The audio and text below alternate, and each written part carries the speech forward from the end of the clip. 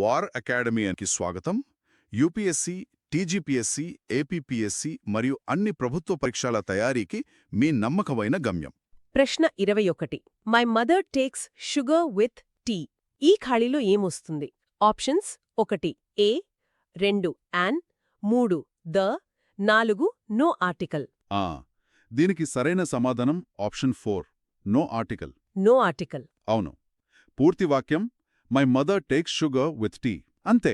Okay, చాలా మంది ఇక్కడ ఏదో ఒక ఆర్టికల్ పాయింట్. ఇక్కడే అసలు విషయం ఉంది.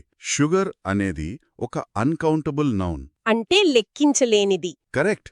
మనం 1, 2 అని లెక్కించలేం. అలాంటప్పుడు మనం జనరల్గా చక్కెర గురించి మాట్లాడేటప్పుడు దాని ముందు ఆర్టికల్ ఉపయోగించం. ఓ, ఏ మరియు యాన్ అనేవి కేవలం లెక్కించగలిగే సింగ్యులర్ నౌన్స్తోనే వస్తాయి.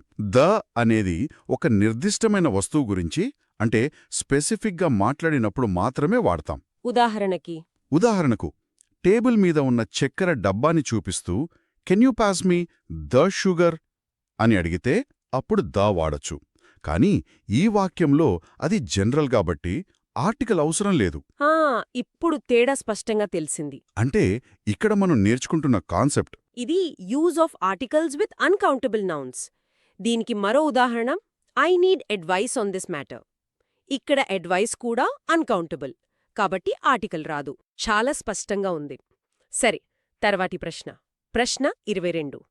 I will bring glass of lime juice for you in our. ఈ 2 ఖాళీలను పూరించాలి.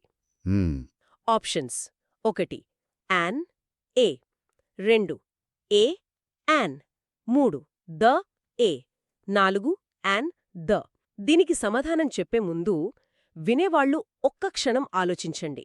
ఇక్కడ అక్షరం ముఖ్యమా లేక శబ్దం ముఖ్యమా? మంచి సూచన.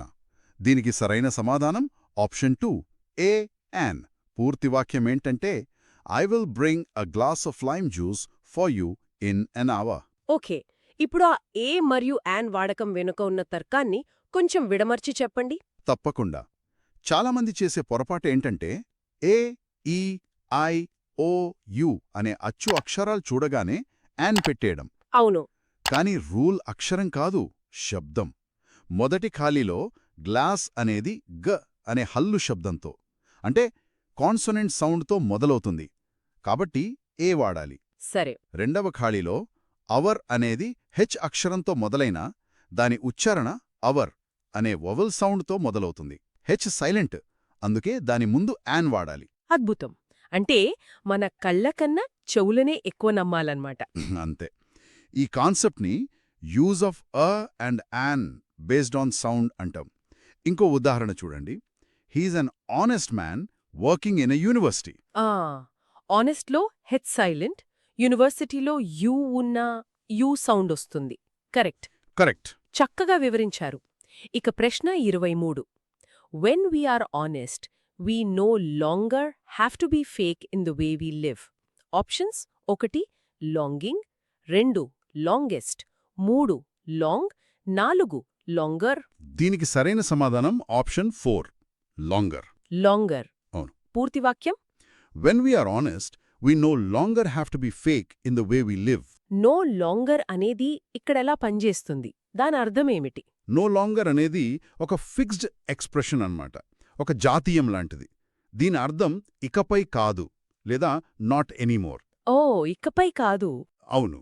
నిజాయితీగా ఉన్నప్పుడు మనం ఇకపై నకిలీగా ఉండాల్సిన అవసరం లేదు అనే అర్థం వస్తుంది. మిగతా ఆప్షన్స్ లాంగింగ్ అంటే కోరిక, లాంగెస్ట్ అంటే అత్యంత పొడవైన, ఇవేవి అక్కడ సరిపోవు. అర్థమైంది. అంటే ఇది ఒక రకమైన ఫిక్స్డ్ ఫ్రేజ్. అవును. ఇది ఫిక్స్డ్ ఎక్స్ప్రెషన్స్ లేదా అడ్వర్బియల్ ఫ్రేజెస్ అనే కాన్సెప్ట్ కిందకొస్తుంది.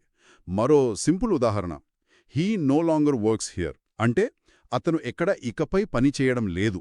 సరే, ఇప్పుడు ప్రిపోజిషన్స్ వైపు వెళ్దాం. ప్రశ్న 24. They have been married about 3 years. Options: of, on, since, far.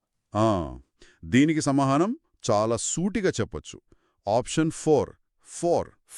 పూర్తి వాక్యం: they have been married for about 3 years.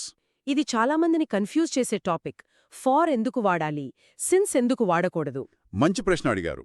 Far అనేది ఒక కాల వ్యవధిని అంటే పీరియడ్ ఆఫ్ టైంని సూచిస్తుంది. 3 years అనేది ఒక పీరియడ్ కదా, అవును. అందుకే ఫర్ సరైనది.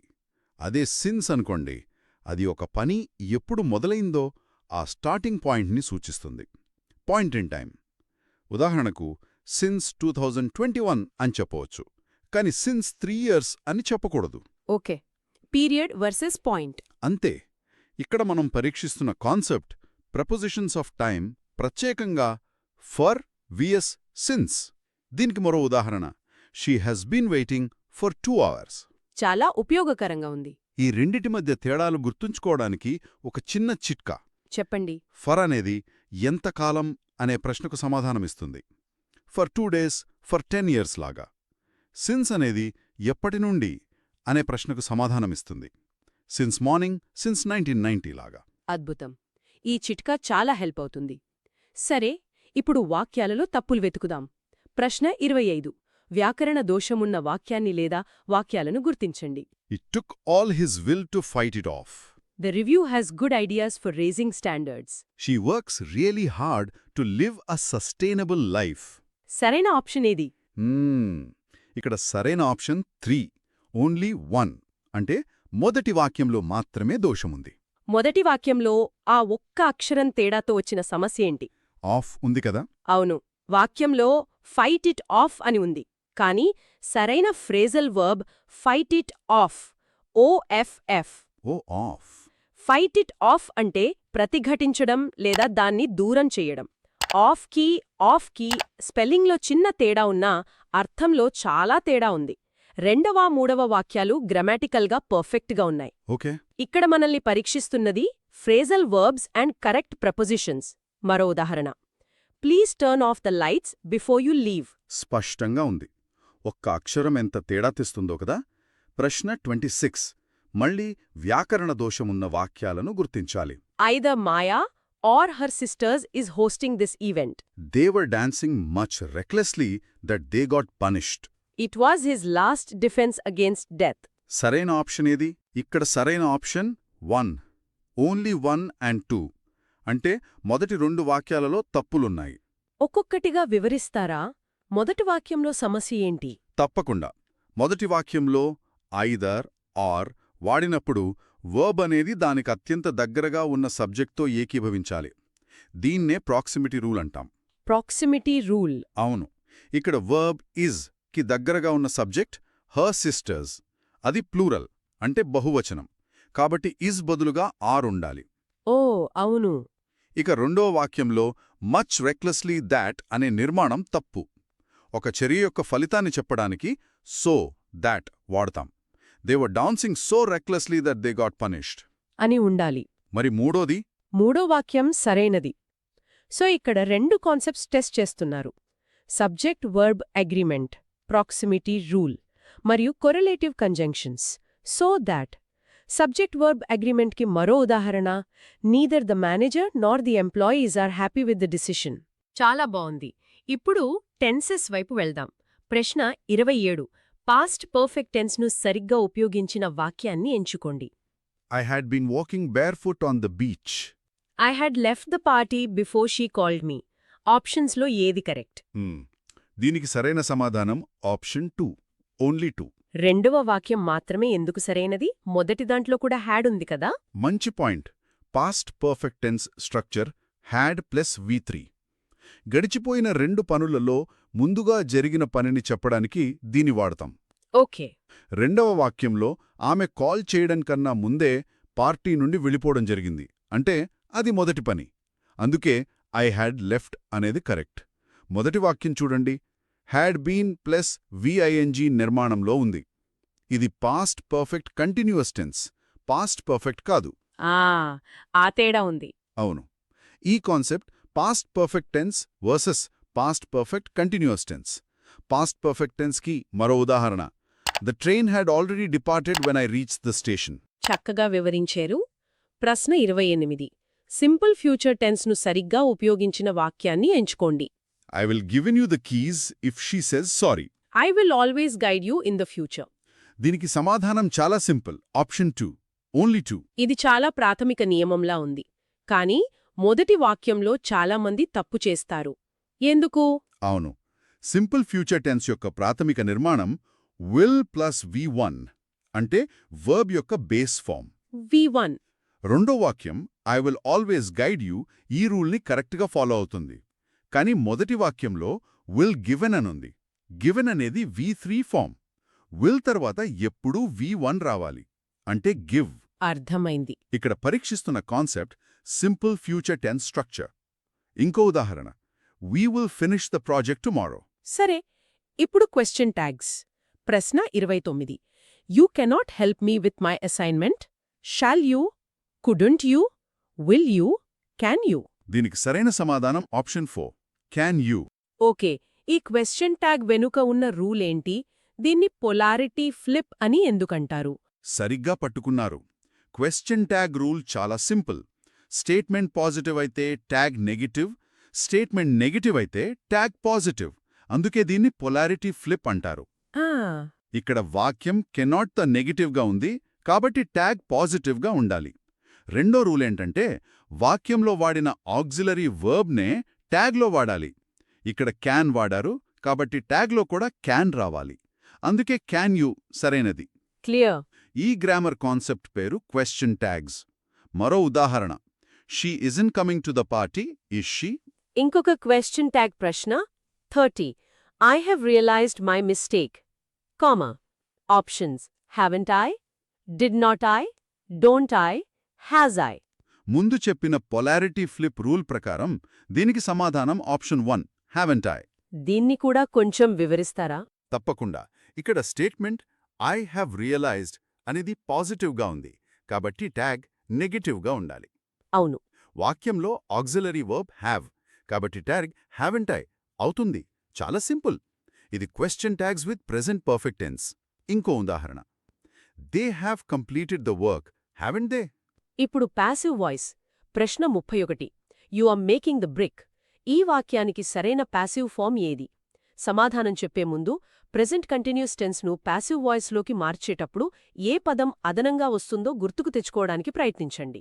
మంచి క్లూ ఇచ్చారు. ఇక్కడ సరైన సమాధానం option 2 the brick is being made by you.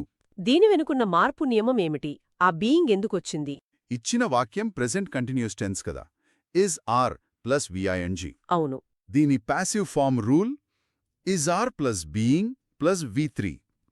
మీరు చెప్పినట్టు ఆ అదనపు పదం బీయింగ్, ఇది ఆ పని ఇంకా జరుగుతూ ఉంది అని సూచిస్తుంది. యాక్టివ్ వాయిస్లోని ఆబ్జెక్ట్ ద బ్రిక్ ప్యాసివ్ వాయిస్లో సబ్జెక్ట్ అవుతుంది. ద బ్రిక్ సింగులర్ కాబట్టి ఈజ్ బీయింగ్ మేడ్ సరైన నిర్మాణం. ఓకే. ఈ concept passive voice for present continuous tense. మరో ఉదాహరణ a new song is being recorded by the singer. ప్రశ్న 32. మరో ప్యాసివ్ వాయిస్ ప్రశ్న. Have you given me a missed call. దీనికి సరైన ప్యాసివ్ ఫామ్ ఏది? ఇది కొంచెం ట్రిక్కీగా ఉంటుంది. దీనికి సరైన సమాధానం option 2 has a missed call been given to me by you. ఇది కొంచెం క్లిష్టంగా ఉంది. ఒక ప్రశ్నను ప్యాసివ్ వాయిస్లోకి ఎలా మార్చారు? ఇచ్చిన వాక్యం ప్రెజెంట్ పర్ఫెక్ట్ టెన్స్లో ఉన్న ప్రశ్న హ్యాజ్ ప్లస్ V3. అవును. Has plus been plus V3. ఇది ప్రశ్న కాబట్టి ఆక్సిలరీ వర్బ్ ముందొస్తుంది. ఇక్కడ ఆబ్జెక్ట్ ఏ మిస్డ్ కాల్ సింగులర్ కాబట్టి ప్యాసివ్ క్వశ్చన్ హ్యాజ్తో మొదలవ్వాలి. పూర్తి నిర్మాణం has plus object plus been plus V3 plus by plus subject అవుతుంది. ఓ, ఇప్పుడు స్ట్రక్చర్ అర్థమైంది. అందుకే ఆ ఆప్షన్ సరైనది. ఇది passive voice for present perfect tense interrogative. మరో ఉదాహరణ has the letter been sent by them. ఇప్పుడు పదజాలం వైపు వెళదాం. ప్రశ్న 33. జతపరచడం. 1 a closed book, 2 fat cat, 3 down to earth. 1 sensible and practical, 2 a wealthy person, 3 difficult to understand. సరైన జత ఏది? దీనికి సరైన జత ఆప్షన్ 2లో ఉంది. 132231. ఆ ఇడియమ్స్ అర్థాలను కొంచెం వివరిస్తారా? తప్పకుండా. ఏ క్లోజ్డ్ బుక్ అంటే అర్థం చేసుకోవడానికి చాలా కష్టమైన విషయం లేదా వ్యక్తి. ఓకే. ఫ్యాట్ క్యాట్ అంటే చాలా ధనవంతుడైన శక్తివంతమైన వ్యక్తి. డౌన్ టు ఎర్త్ అంటే చాలా వాస్తవికంగా గర్వం లేకుండా సింపుల్గా ఉండే వ్యక్తి. అర్థమైంది. ఈ concept idioms and their meanings. ఒక ఉదాహరణ వాక్యం even after becoming a star the actor remained very down to earth.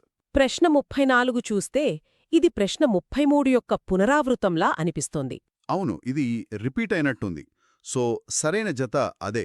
A closed book అంటే difficult to understand, fat cat అంటే a wealthy person, down to earth అంటే sensible and practical. Option 1, 3, 2, 2, 3, 1. సరే, ఇప్పుడు పర్యాయపదాలు. ప్రశ్న 35. సరైన పర్యాయపదాల అంటే సినోనిమ్స్ జతను ఎంచుకోండి. Jovial, cheerful, conquer, dominate, repel. Entice. ఇక్కడ సరైన సమాధానం ఆప్షన్ 2, ఓన్లీ 1 and 2. మూడవ జత ఎందుకు పర్యాయపదం కాదు? మొదటి 2 జతలు కరెక్ట్. జోవియల్ మరియు చియర్ఫుల్ రెండూ సంతోషంగా ఉండటం అనే అర్థాన్నిస్తాయి. అవును, కాంకర్ మరియు డామినేట్ రెండూ ఆధిపత్యం చెలాయించడం అనే అర్థాన్నిస్తాయి. కాని మూడవ జత రిపెల్ అంటే వికర్షించడం, ఎంటైస్ అంటే ఆకర్షించడం ఇవి వ్యతిరేక పదాలు, యాంటోనిమ్స్. ఓ, అవి ఆపోజిట్స్. అంతే. ఇది సినోనిమ్స్ అనే కాన్సెప్ట్. ఉదాహరణకు, the general's goal was to conquer the entire region. ఇప్పుడు వ్యతిరేక పదాలు. ప్రశ్న 36. సరైన వ్యతిరేక పదాల అంటే యాంటోనిమ్స్ జతను ఎంచుకోండి. Wicked, ethical, blithe, winsome. Turbulent, shaky. ఇక్కడ సరైన సమాధానం ఆప్షన్ 3, ఓన్లీ 1. మిగతా రెండు జతలు ఎందుకు వ్యతిరేక పదాలు కావు? మొదటి జత స్పష్టంగా యాంటోనిమ్స్. వికెడ్ అంటే చెడ్డ, ఎథికల్ అంటే నైతికమైనవి. కరెక్ట్. రెండవ జత బ్లైత్, విన్సమ్ రెండూ పాజిటివ్ పదాలు, దాదాపు సినోనిమ్స్. అలాగే మూడవ జత టర్బులెంట్, షేకీ రెండూ కూడా దాదాపు ఒకే రకమైన అర్థాన్నిస్తాయి. సో అవి కూడా కావు. ఓకే. ఇది యాంటోనిమ్స్ అనే కాన్సెప్ట్. ఒక ఉదాహరణ వాక్యం. Despite the turbulent weather, the pilot landed the plane safely. ఇప్పుడు స్పెల్లింగ్ ప్రశ్నలు. ప్రశ్న 37. ఇచ్చిన వాక్యాలలో స్పెల్లింగ్ తప్పులను గుర్తించి తప్పుల సంఖ్య ఆధారంగా వాక్యాలను ఆరోహణ క్రమంలో అంటే ఇంక్రీజింగ్ ఆర్డర్లో అమర్చండి. వాక్యాలు మీ ముందున్నాయి. చూశాను. దీనికి సరైన సమాధానం ఆప్షన్ 3, 3, 1, 2. ఆ క్రమం ఎలా వచ్చింది? వాక్యం 3లో అసలు స్పెల్లింగ్ తప్పులు లేవు, 0 తప్పులు. ఓకే. వాక్యం 1లో డిబేట్ తప్పు, సరైనది డిబేట్ అంటే 1 తప్పు. వాక్యం 2లో వెసల్ తప్పు, సరైనది వెసల్ అంటే 1 తప్పు. రెండిట్లోనూ ఒకటే తప్పుంది. అవును. సో ఆరోహణ క్రమం అంటే తక్కువ నుండి ఎక్కువ, 0, 1, 1. కాబట్టి సరైన క్రమం 3, తర్వాత 1, 2. ఈ కాన్సెప్ట్ స్పెల్లింగ్ ఎర్రర్స్. సరైన స్పెల్లింగ్తో ఒక ఉదాహరణ. The debate on the new policy was intense. ప్రశ్న 38. ఇది కూడా స్పెల్లింగ్ గురించే, కానీ అవరోహణ క్రమంలో అంటే డీక్రీజింగ్ ఆర్డర్లో అమర్చాలి. సరే, ఇక్కడ సరైన సమాధానం ఆప్షన్ 3, 3, 2, 1. తప్పుల సంఖ్యను వివరిస్తారా? తప్పకుండా. వాక్యం 3లో 2 తప్పులున్నాయి. ఫైనాన్షియల్ బదులు ఫైనాన్షియల్ మరియు ఇన్ఫర్మేషన్ బదులు ఇన్ఫర్మేషన్ 2 తప్పులు. ఓ, 2. వాక్యం 2లో ఇన్వెస్టింగ్ బదులు ఇన్వెస్టింగ్ 1 తప్పు. వాక్యం 1లో ట్రిగర్డ్ బదులు ట్రిగర్డ్ 1 తప్పు. సో అవరోహణ క్రమం అంటే ఎక్కువ నుండి తక్కువ, 2, 1, 1. సరైన క్రమం 3, 2, 1. అర్థమైంది. ఇది కూడా స్పెల్లింగ్ ఎర్రర్స్ కిందకే వస్తుంది. సరైన పదంతో ఒక ఉదాహరణ. Good financial planning is crucial for the future. ఇప్పుడు చివరి 2 ప్రశ్నలు. ఇవి హోమోఫోన్స్ మీద ఉన్నాయి. ప్రశ్న 39. Can you please me a necklace? Options by, buy, bye, bay. దీనికి సమాధానం చాలా స్పష్టంగా ఉంది. Option 1 buy, BUY. ఎందుకంటే బై అంటే కొనడం. ఆ వాక్యం ఒక నెక్లెస్లు కొనమని అడుగుతుంది. మిగతా పదాలు బై, బాయ్, బే అనేవి ఈ సందర్భంలో అర్ధరహితం. కరెక్ట్. ఇది హోమోఫోన్స్ అనే కాన్సెప్ట్. మరో ఉదాహరణ. I need to go to the store to buy some milk. చివరి ప్రశ్న 40. She would blah blah about how her parents didn't love her. Options ball, bawl, bole, bowl. ఇక్కడ సరైన సమాధానం ఆప్షన్ 1 బాల్, BAWL. బాల్ అంటే ఏమిటి? Ball అంటే గట్టిగా ఏడవడం లేదా గోల చేయడం. వాక్యం యొక్క భావోద్వేగ సందర్భానికి ఈ పదం సరిగ్గా సరిపోతుంది. ఓ, తన తల్లిదండ్రులు తనను ప్రేమించడం లేదని ఆమె గట్టిగా ఈడ్చేది. మిగతా పదాలు బాల్ అంటే బంతి, బాల్ అంటే గిన్నె ఇవేవీ సంబంధం లేనివి. ఇది కూడా హోమోఫోన్స్ అనే కాన్సెప్ట్. మరో ఉదాహరణ. The child started to ball when he lost his toy. మనం 20 ప్రశ్నలను విజయవంతంగా విశ్లేషించాం. ఈ ప్రశ్నల కఠినత్వ స్థాయి గురించి మీ అభిప్రాయం ఏమిటి? ఇవి సులభం నుండి కఠినంగా మారుతున్నాయా లేక ఒకే స్థాయిలో ఉన్నాయా? మంచి ప్రశ్న అడిగారు. ఈ ప్రశ్నల సెట్ ఒక మంచి లెర్నింగ్ కర్వ్ని చూపిస్తుంది. ఆర్టికల్స్, ప్రిపోజిషన్స్ లాంటి బేసిక్స్తో మొదలై passive voice, subject verb agreement లాంటి ఇంటర్మీడియట్ లెవెల్ అంశాలకు వెళ్ళాయి. అవును. ఇక్కడ కష్టమనేది నియమం తెలియకపోవడంలోనే ఉంది. ఒకసారి నియమం తెలిస్తే చాలా ప్రశ్నలు సులభమే. కానీ ఫ్రేజల్ వర్బ్స్, స్పెల్లింగ్ ప్రశ్నలు కొన్నిసార్లు కొంచెం కన్ఫ్యూజ్ చేయగలవు. మొత్తం మీద ఇది ఫౌండేషన్ నుండి కాంప్లెక్సిటీ వైపు ఒక మంచి ప్రయాణం. అద్భుతమైన విశ్లేషణ. ఈ చర్చ నుండి నేర్చుకోవలసిన ముఖ్య విషయమేమిటంటే, వ్యాకరణ నియమాలను కేవలం బట్టి పట్టడం కాదు, వాటి వెనుక ఉన్న తర్కాన్ని అర్థం చేసుకుంటే ఎలాంటి ప్రశ్నకైనా సులభంగా సమాధానమివ్వొచ్చు. నిజమే. మరిన్ని విషయాలు నేర్చుకోవడానికి ఈ స్ఫూర్తిని ఎలా కొనసాగించవచ్చో ఆలోచించండి.